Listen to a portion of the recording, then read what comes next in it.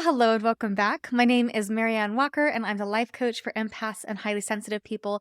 And today I want to share with you a story about a client that I will just call Joe. So, Joe is a cognitive empathizer. That means that he really thinks through how it is that somebody else might be experiencing things, but it's very cerebral for him.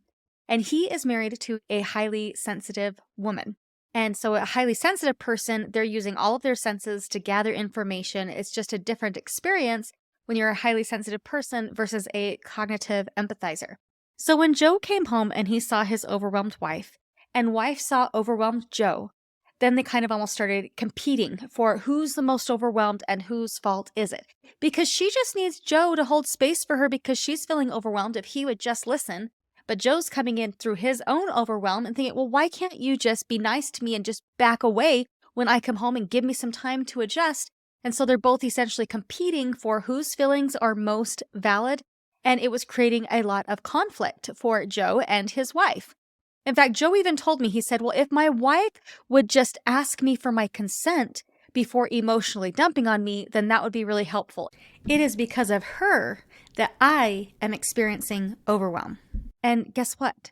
As a coach for empaths and highly sensitive people, I could totally relate to this. I could totally empathize. And that's something that I coach on quite a bit, is essentially somebody's having a big feeling and we are not ready to have it shared with us, right? So maybe you're picking up on this big feeling because they have verbally told you all about it when you walk in the door, or maybe you're an empath or highly sensitive person and you just feel the energy of it.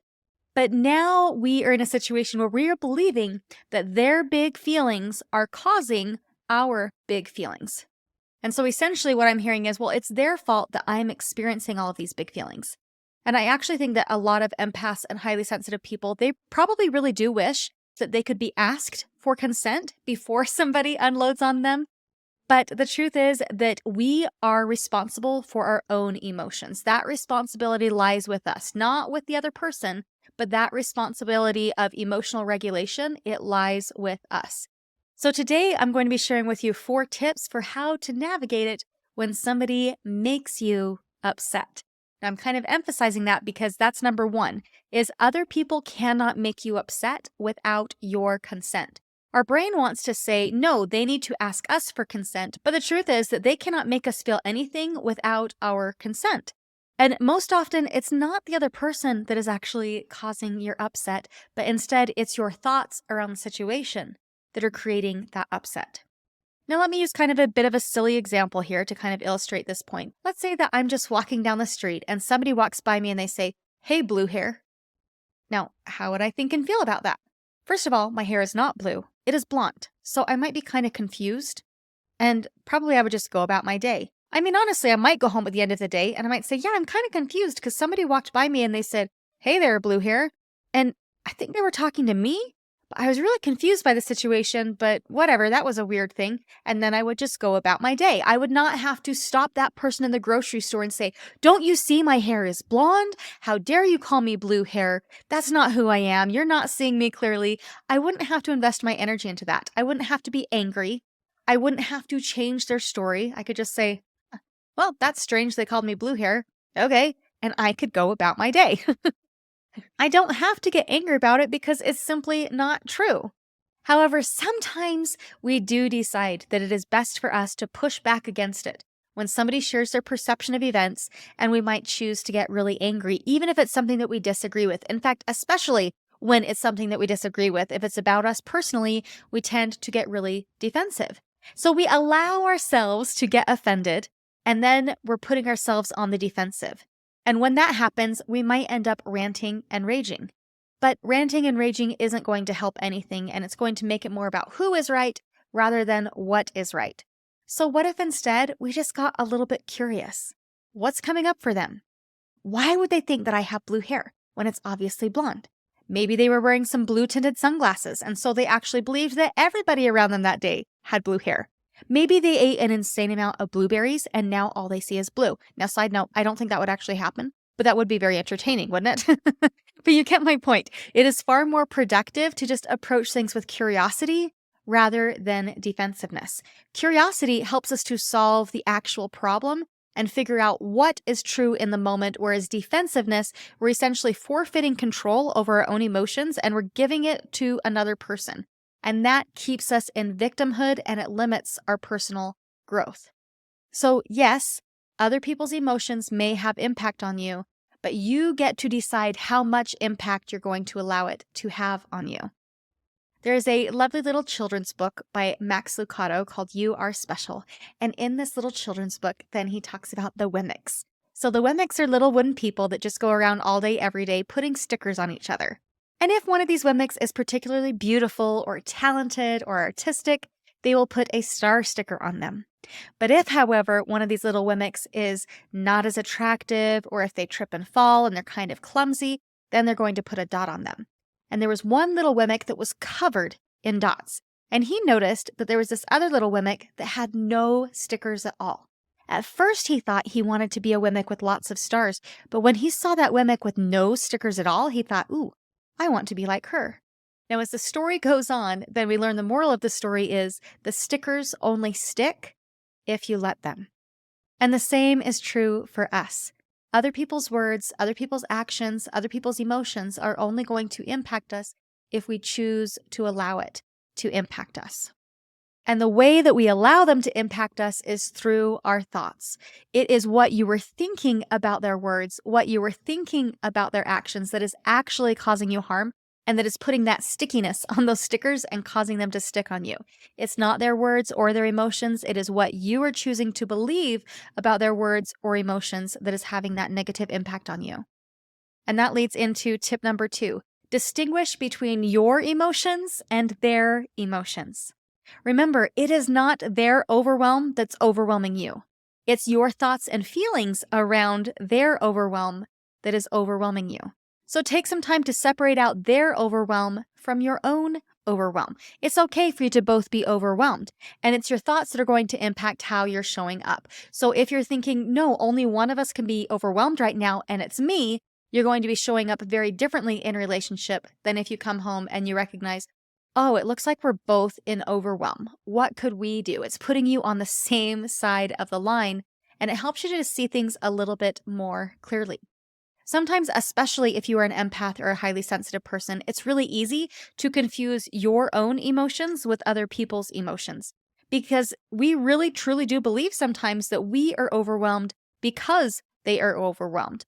But more likely than not, it's not their overwhelm that's causing us to feel overwhelmed, but it's our inability to navigate and process our own emotions and our own thoughts and emotions around somebody else's emotions that is creating that overwhelm for us.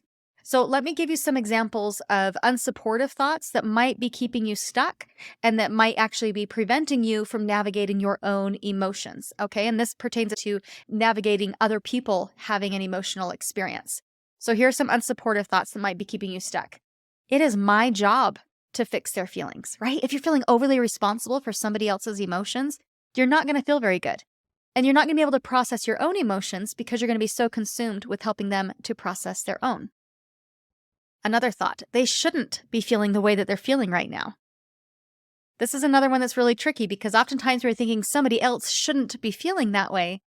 We're trying to justify our own emotional experience. But again, this is keeping about the other person, and it's not going to help us learn how to emotionally navigate that on our own and process our own emotions. They shouldn't be sharing this with me right now. This is another one that's really interesting with the example of Joe. Yeah, it makes sense that as soon as Joe gets home that his wife wants to share her overwhelm with him. That makes sense.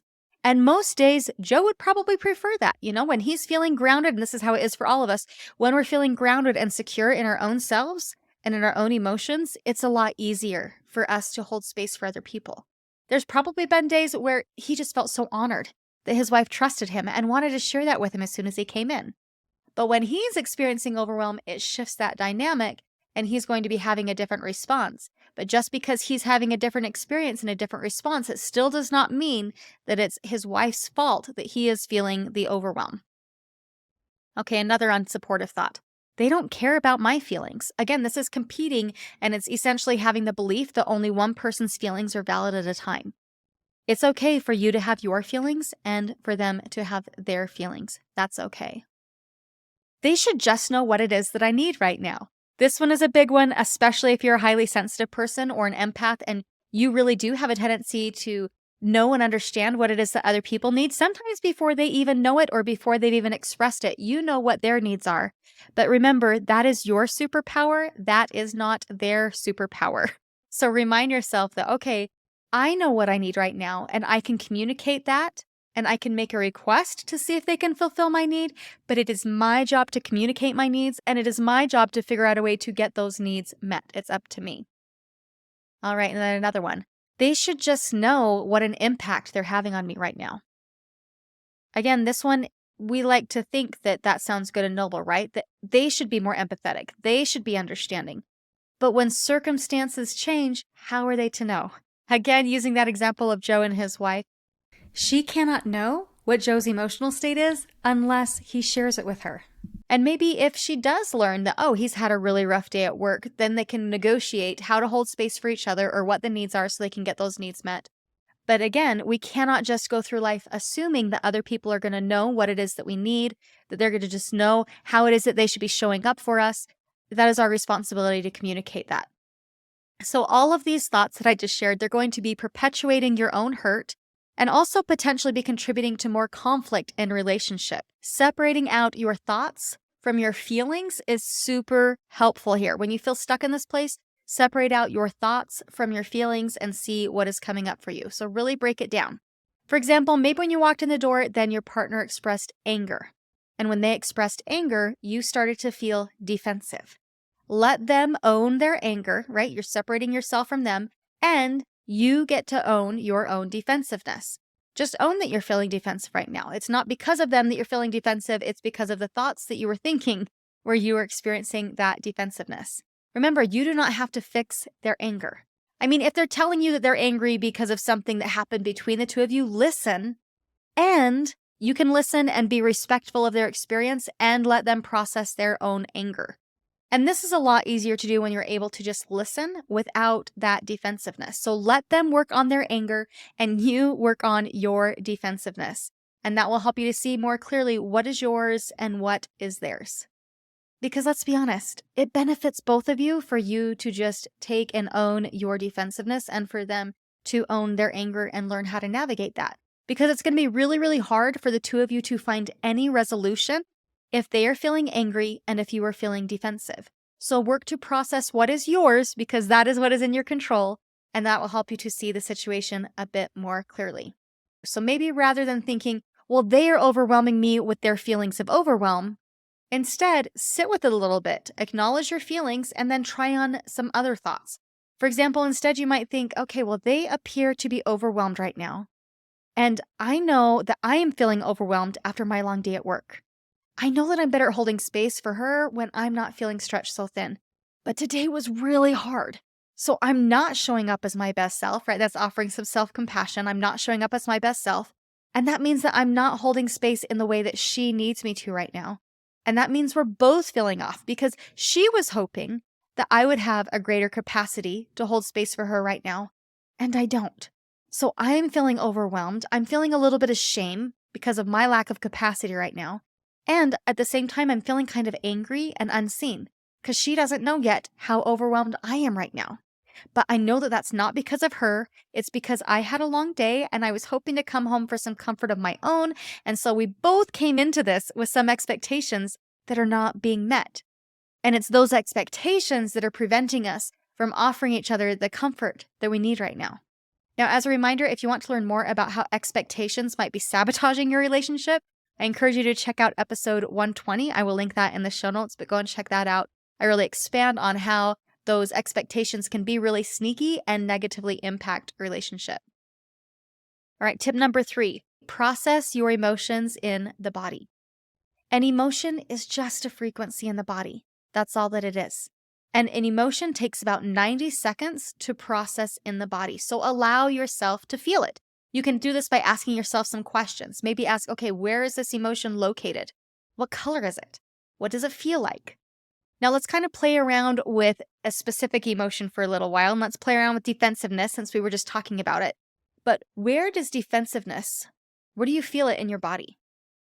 For me, defensiveness is kind of an all over feeling. I feel it kind of all over my body, but it's a little bit heavier in the head because this defensiveness is compelling me to write a story to defend myself, right? So I feel it mostly in my head. Okay, so that's where I feel it. It might be different for you. What color is defensiveness for you? When I really am sitting with defensiveness, for me, it kind of shifts between black and gray and red, which to me are kind of battle colors, right? That's kind of what I associate with battle, and those are kind of the colors I associate with defensiveness. Now, really think for a moment about what does defensiveness feel like in your body? When I'm experiencing defensiveness, I can kind of feel my brow furrowing. I can feel my shoulders coming forward and my lips might get kind of tight. For me, defensiveness shows up a lot on my face. I might also maybe be stomping around a bit more. It's kind of a bit more loud body language, but that's what defensiveness looks like for me. So just allow yourself to really feel it in the body for 90 seconds and just get curious about it. Really observe it and see how it helps those emotions to shift and to change. Now, as I said, emotions take about 90 seconds to feel and process in the body, but sometimes when they're lasting longer than the 90 seconds, it's because we are allowing our own story to run the show.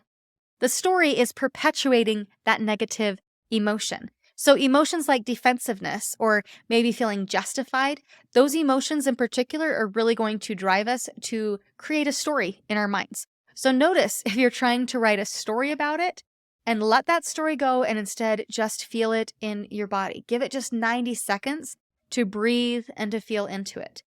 There are a lot of things that you can do with your body to help to process these emotions, such as tapping, which we're going to be talking about here on the podcast soon. So make sure that you're subscribed if you want to learn more about tapping.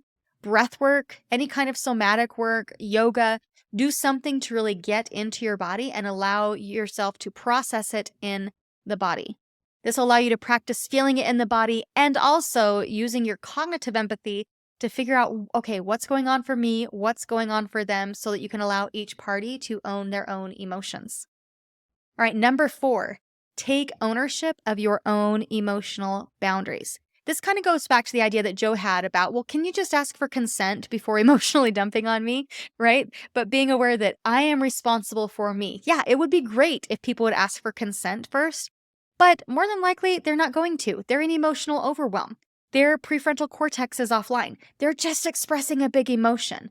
And expecting people to act through their higher mind when they're acting through their emotional self, it's going to be a challenge. And also remember that they are responsible for their feelings and you are responsible for your own. So if they're coming to you in overwhelm and you are starting to feel overwhelmed, you need to work on your own overwhelm. And since you are responsible for your own emotions, then remember that you are the one that needs to set those emotional boundaries in order to keep yourself healthy and keep yourself safe emotionally. Now, a boundary is an if-then statement. So it's not making a request. As I told Joe, you can make a request and say, hey, would it be okay if you please asked for consent before emotionally dumping on me? I would really appreciate that. You can make a request, but this is not a boundary. Making a request of somebody, expecting them to just continue to follow that and saying, well, no, you were supposed to do this. That is not a true boundary. That's attempting to control the other person.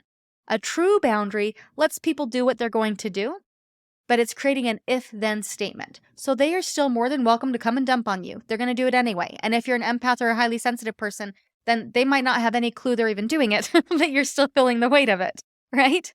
And so just remember that, okay, this is about them and I need to learn how to regulate my own emotions around their having an emotional experience. Now, if you would like some help and support around boundaries, I have a few episodes. There's one on energetic boundaries and then also one on boundaries as a highly sensitive person. I will link those in the show notes. You can go and check those out. But let me just give you some examples around how you can set boundaries around your emotional well-being. When you are setting boundaries around your emotional well-being, it looks like being responsible for your own emotions by determining what it is that you need in order to create that emotional safety for you. Okay? You are owning your own emotional safety and taking steps to keep yourself safe. You're not making it somebody else's job. You're not handing over the reins to them. You are being responsible for you. So some examples of emotional boundaries might be saying something like, I'm feeling really overwhelmed right now, so I'm going to take a 20-minute walk outside. I'm feeling angry, so I'm going to go and work it out in the gym, and then I'll come back. Or maybe you might say, I'm feeling unseen right now, So I'm going to go and journal for a while to gain some clarity around this. And when I'm done, I would love to continue the conversation. Another example might be when you greet me with anger and accusations when I get home from work, I don't feel safe. So I'm going to do what it is that I need to do to create safety for myself while we both calm down. This is what it looks like to be proactive about regulating your own emotions while also giving the other person permission to do the same thing. None of those statements that I just said were trying to control how the other person was feeling or how they express their emotions. They get to choose how to do that. They get to figure that out. Setting emotional boundaries is all about you and what you are going to do to create that emotional safety for you. So let them feel their feelings and give yourself permission to do the same. It is not up to them to maintain your emotional boundaries. It is up to you. It is your job to regulate your own emotions, not others. We might think that requesting that others ask for consent, that by doing that we can avoid experiencing a negative emotion. But when we do that, we're actually giving the other person all of the power over our own emotional response or our own emotional reactions. And as evidenced by our hoping that they would do things differently, we don't actually even like how they're currently showing up and navigating their own emotions. So why would we give them power over our emotions?